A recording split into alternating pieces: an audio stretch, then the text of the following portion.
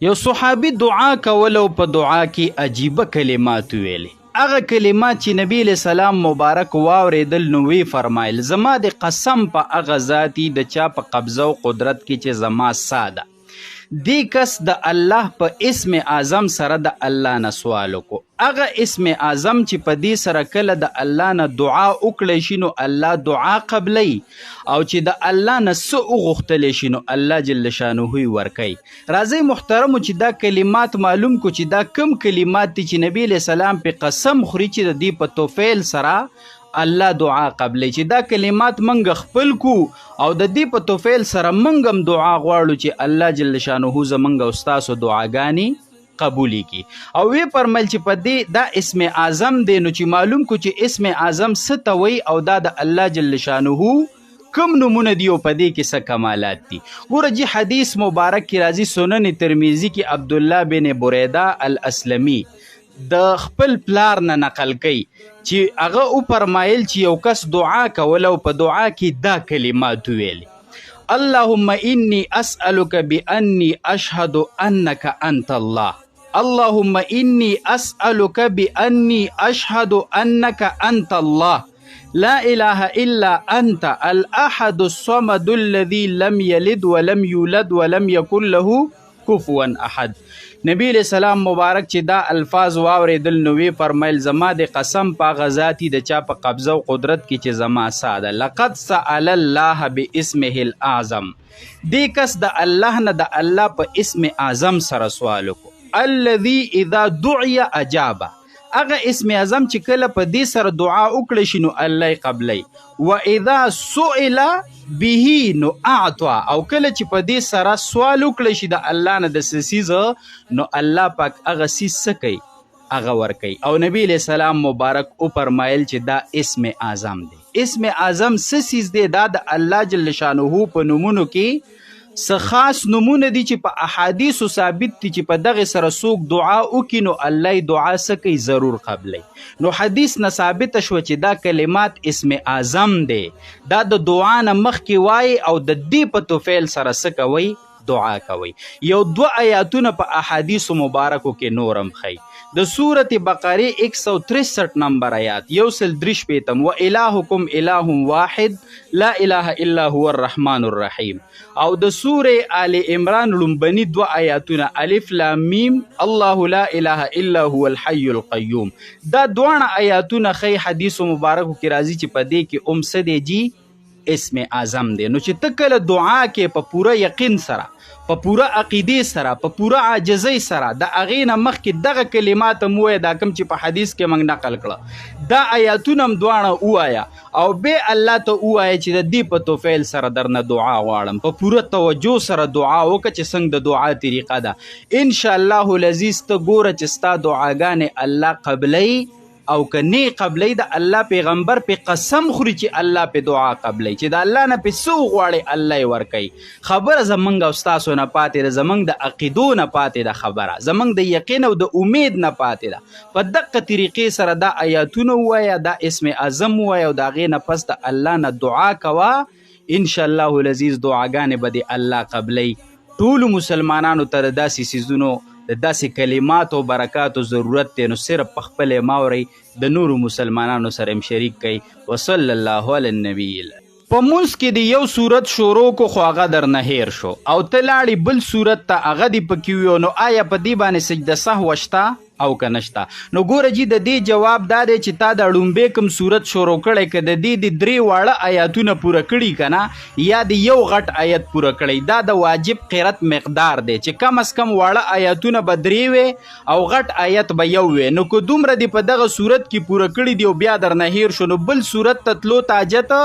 نشته دی، بستا واجب قرت پوره شوی دی، ته رکوع ته ځه ستا مونځ څه دی جی بالکل صحیح دی. او کنه نه دی درې واړه آیاتونه پوره کړي نه دی یو غټ آیت پوره کړي او صورت شروع کېدو سره تا نه صورت ایر شو ته لاړې بل صورت ته هغه دی پکې ویو نو مونځ دی صحیح دی، سجده سهو په تا باندې نشته دی چې په دې مسله باندې تاسو پوهه یې. بله مسله دا وکړه چې په الحمدو کې د چا نه یو آیت یا 2 آیاتونه پاتې شو، هیر شو، په غلطۍ کې پاتې شو، نو آیا په دې سجده سهو شته او که نشته؟ نو د دې جواب دا دی که دا غلطي په ډکو رکعتونو کې وشوه، لکه د فرضو په ړومبنو 2 رکعتونو کې یا د وترو په هر یو رکعت کې یا د نفلو د سنتو په هر یو رکعت کې داسې غلطي وشوه چې په الحمدو کې یو آیت یا 2 آیاتونه پاتې شو، نو دا یاد ساته چې په تا باندې سجده سهو واجب شو، ته په آخر کې څه کې سجده سهو کې، او که نه د مونځ نه بعد درته پته ولګېده چې زمانه په ډک رکعت کې په الحمدو کې آیت یا 2 آیاتونه پاتې شوي، نو دا یاد ساته چې دا مونځ به په دغه ټیم کې دننه څه کې دوباره به راګرځي، ځکه په ډک رکعت کې سوره فاتحه ټول په ټوله ویل څه دي جی دا واجب دي، نو که تا نه پکې یو آیت یا 2 آیاتونه پاتې شو نو تا خو ټول په ټوله ونه ویله واجب پاتې شو، نو په تا سجده سهو څه شوله جی واجب شوه. او که دا غلطي په تشو رکعتونو کې وشوه لکه د فرضو په تشو رکعتونو کې، نو بیا هلته په تا سجده سهو واجب نه ده چې په دې مسله باندې تاسو پوه یې. بله مسله دا وکړه که یو کس نیت وتړو او په غلطۍ کې د سورې فاتحې نه مخکې د الحمدو نه مخکې صورت شروع کو، نو آیا په د سجده سهو راځي او که نه راځي؟ نو دا یاد ساته که دومره مقدار صورت د ویلو څومره وخت کې چې 3 کرته سبحان الله ویل شي، نو تا د یو رکن مطابق تاخیر راوستو په الحمدو کې، او دلته دا واجب و مخکې ویل د صورت نه، تا په هغې کې تاخیر راوستو، نو دلته په تا سجده سهو واجب شو، ته په آخر کې څه کې سجده سهو به کې. او که نه دومره وخت صورت دې نه ویلې څومره وخت کې چې 3 کرته سبحان الله ویل شي، بلکې لږ شان دی وي او در یاد شو چې دلته خو فاتحه ویل پکار دي او پوري د صورت پرې خو فاتحه دې شروع کړه، نو بیا په تا باندې سجده سهو واجب دا نه ده. بله مسله دا وکړه که د چا نه په صورت کې یو آیت پاتې شو، الحمد دی وویله، صورت دې شروع کو، په هغې کې یو آیت یې پرېښود او بل آیت ته لاړې، په دې باندې سجده سهو شته او که نشته؟ نو دا یاد ساته چې په دې باندې سجده سهو دا نشته دی. بله مسله دا وکړه چې د چا نه په مانځه کې په ثنا کې غلطي وشو، یو ټکی ته پاتې شو، یا په تحیاتو کې پاتې شو، یا په درود کې، په دعا کې، په دعای قنوت کې، په اللهم انک کې یو لفظ پاتې شو، غلط شو، صحیح شوله، د دوباره ټیک کو، یا لفظ پاتې شو خو معنی کې دومره فرق رانغی چې په هغې باندې مونځ ماتېږي، صحیح شوله، نو بیا دا په ده باندې سجده سهو نشته دی، مونځ بالکل څه دی جي درست دی. دا ډېر اهم مسایل دي او مسلمانانو رون ته ضرورت دا غوی سره شریک کوي. وصلی الله علی النبی. په دې مسله باندې ځان پوهه کا چې په مانځه کې د الحمد ختم کړل او د ولد ضالین امین نه پس دی صورت د سر نه شروع کو. ګوره مسلې ته ښه سوچ کوه ښه، صورت د سر نه شروع کو که هغه وړوکی صورت دی او که غټ صورت دی، که ته پکې یو څو آیاتونه وي او که ټول صورت وي، خو چې د ابتدا نه شروع کې نو د دې نه مخکې بسم الله الرحمن الرحیم ویل څه دي جي مستحب دي ښه، لانجه به ترې نه جوړی چې بسم الله شته او بسم الله نشته او ستا مونځ وشو او ستا مونځ شو، د فرض درجه به نه ورکې، مستحب او غوره عمل دی که چا وویله د مانځه په ثواب کې زیاتوالی راغی، او که چا ونه ویله نو په مونځ باندې څه اثر نه غورځېږي، او که نه صورت دې د سر نه شروع کو، درمیان نه دې شروع کو، یا دې د صورت څه حصه ویله، اخري څه آیاتونه دې ویلې، نو بیا د دې نه مخکې بسم الله الرحمن الرحیم نشته دی، بلکې د ولد والین امین نه پس ډایرکټ څه کوه قرات شروع کوه چې په دې مسله تاسو پوهه یې. دویمه مسله دا ده چې په اخره قاعده کې د عبده و رسوله نه بعد درود شریف ویل دا سنت دی، هغه چې هر یو درود دی خو چې صحیح درود دی او را نقل دی که مختصر دی او که اوږد دی چې هغه تا په دغه ځای کې وي نو سنت څه شو جي ادا شو. خو دا کوم درود چې منګه وي او عام خلک یې وایي درود ابراهیمي اللهم صل علی محمد او اللهم بارک علی محمد، نو دا په احادیثو سره ثابت دی او دا غوره او بهتر دی. که تاله دا درود درځي نو عمده وایا چې زیات ثواب دی کېږي، په احادیثو سره د نبی علیه السلام نه ثابت دی. بل درود ویل بیا خپل عادت مه جوړوه، او که دا درود نه درځي یا د نه غلطۍ کېږي او نه دې زده کېږي نو د دې په ځای بل مختصر درود ویلی شي، ستا سنت پې څه کېږي جي ادا کیږي، به دا مسله ختمه شوه. بله مسله دا وکړه چې بغیر د عذر نه وتر واجب مونځ په ناسته باندې کول دا جایز نه دي. موږ اکثر خلک ګورو چې عذر ورته نه وي او بغیر د عذر نه دوی وتر مونځ په ناسته باندې کوي، نو دا یاد ساته چې وتر مونځ بغیر د عذر نه په ناسته نه کیږي، که کم کسان یې کوي نو دا په غلط فهمۍ کې پراته دي. دا مسله ختمه شوه. بله مسله دا وکړه چې که عام نفل دی هغه د هر ټیم نفل چی، او که د ماسخوتن ماسخوتن د وتر نه پس 2 رکعاته نفل دي. دا نفلونه که ټول یو سړی په ناسته باندې کوي نو بالکل جایز دي، ګناه پکې نشته، خو خبره د ثواب ده. چې په ولاړه باندې کوي نو ثواب ورته پوره ملاویږي، او چې په ناسته بغیر د عذر نه کوي نو نیمګړی ثواب ورته ملاویږي. نیمګړی ثواب ورته ملاویږي. او کته دا وی چې نبی علیہ السلام مبارک نه په ناسته باندې نفل ثابت دي، لکه د ماسخوتن د وتر نه پس 2 رکعاته نفل نبی علیہ السلام په ناسته باندې کړي دي، نو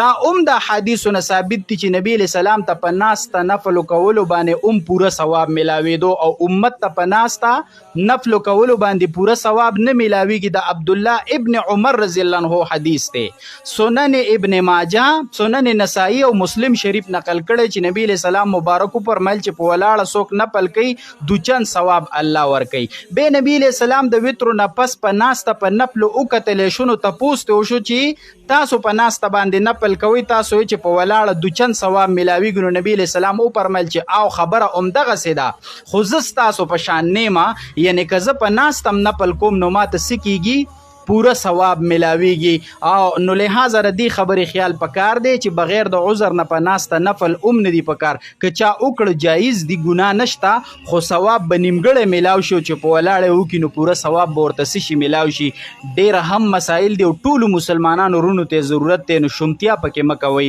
د هغوی سره شریک کوئ. وصلی الله علی النبی الامین. د مونځ په هر رکعت کې د الحمد نه مخکې بسم الله ویل پکار دي. صرف چې ته مانځه ته د سر نه نیت وتړي نو په لومبي رکعت کې به سبحانه شروع کې ولا اله غیرک پورې دلته دام سنت ته، او د الحمد نه مخکې په لومبي رکعت کې اعوذ بالله او بسم الله ویل دي. باقي چې ته هر یو رکعت ته پورته کېږي، که دویم رکعت دی، که دریم رکعت دی، که څلورم رکعت دی، ته به اول بسم الله الرحمن الرحیم وی، د هغې نه پس به الحمد شروع کې. د بعضې کسانو دا عادت جوړ شوی چې هر رکعت ته پورته کیږي نو بسم الله الرحمن الرحیم نه وي، ډایرک الحمد شروع کوي، نو دا غلطی ده او د دوی نه سنت پاتې کیږي. خدا یاد ساته که بسم الله پاتې شو نو په دې ګورې سجده سهوه نشته دی. که چا په قصد پرېښود او که چا نه غلطۍ کې پاتې شو، د سنت او د ثواب نه به محروم شي، خو نه مونځ دوباره کول شته او نه پې باندې سجده سهو شته. دا مسله ختمه شوه. دویمه مسله دا وکړه چې مانځه ته د سر نه نیت وتړو، سبحانک اللهم درنه ولا اله غیرک پورې دا پاتې شو، ډایرکټ الحمد شروع کړه، نو دلته تا نه سنت پاتې شو، سجده سهو پې نشته دی او دوباره مونځ راګرځول دا نشته. دا مسله ختمه شوه. بله مسله دا وکړه چې د سنتو په دریم یا په څلورم رکعت کې د چا نه صورت پاتې شو، ډایرکټ په ولدوالین آمین ښکته شو، رکوع ته لاړې، نو دا یاد ساته چې په دې غلطۍ باندې په ده باندې سجده سهو څه شوه جي واجب شو، دی به سجده سهو کوي. ځکه په نفلو په سنتو کې تش رکعتونه نشته. نفل که 2 کې او که 4 کې دا به ټول ډک کې. په هر یو رکعت کې د الحمد سره صورت یو ځای کول یا د قرآن کریم څه آیاتونه یو ځای کول دا واجب دي. نو چې ته د سنت یا د نفلو په هر یو رکعت چې وي او ته په ولدوالین آمین ښکته شو، صورت یا قرات پاتې شو، نو واجب پاتې شو، نو په تا باندې سجده سهو څه ده جي واجب ده، په آخر کې به سجده سهو کې. دا مسله ختمه شوه. بله مسله دا وکړه چې د قیام په حالت کې د التحیاتو په غلطۍ کې شروع کړه، نو په تا سجده سهو شته که نشته، نو دا یاد ساته که د ثنا په ځای د التحیاتو ویله، لکه نیت ته وتړو او سبحانک اللهم په ځای باندې التحیاتو دې شروع کړې، بیا در یاد شو نو بیا د الحمد ویله او بیا د صورت ویل، دا یاد ساته چې د ثنا په ځای التحیاتو ویل، نو په دې سجده سهوه نشته دی. که د الحمد په ځای باندې چا التحیات وویله نو دلته پې سجده سهو راله، یا الحمد پوره وویله او د الحمد نه پسې د صورت په ځای باندې التحیات شروع کړې ده، نو د صورت په ځای چې التحیات وویل نو په ده باندې سره لجي سجده سهو راله. بله مسله دا وکړه چې په رکوع کې یا په سجده کې یو سړي د قرآن آیاتونه شروع کړه، قرات یې پکې شروع کړو. رکوع او سجده کې خو به ته تسبیحات وې، سبحان ربی الاعلی سبحان ربی العظیم به وې، خو یو کس په غلطۍ کې د قرآن قرات پکې شروع کړو، نو دا یاد ساتئ چې دا د قرات ځای نه دی، خو که چا پکې قرات وکړو نو په دې باندې سجده سهوه نشته دی. دا مسله ختمه شوه. بله مسله دا وکړه چې د ماسپښین یا د مازدیګر مونځ ته ولاړې جمع کې او دې کې خو قرات پټ کول واجب دی او تا په غلطۍ کې ښکاره شروع کو قرات، نو دا یاد ساته که 3 آیاتونه دې پوره کړي ښکاره او یا د دې نه سیوا، نو په تا سجده سهو لازم شو، آخر کې به سجده سهو کې. او که د 3 آیاتونه نه دې کم ویلي دي او فوري خاموش شولې نو بیا در باندې سجده سهو نشته. دا مسله هم ختمه شوه. بله مسله دا وکړه چې د پاسېدو رکعت دی او ته دغه قضیې کې په سوچ او په شک کې پرېوتې نه پوره کینې او نه پاسې او د ناستې په حالت کې دا سوچ کې چې کینم او که پاسم، نو که دومره وخت ناست وې په سوچ کې چې څومره وخت کې 3 کرته سبحان الله ویل شي، نو په تا سجده سهو لازم شوه، اخر کې به سجده سهو کې. او که د دې نه کم وخت ناست وې او پوري پاسېدې، نو بیا در باندې سجده سهوه نشته دی. دا ډېره هم مسایل دي او چې مسلمانانو رونو سره شریک کړي، نو زمونږ او ستاسو دپاره به صدقه جاریه وي. وصلی الله علی النبی.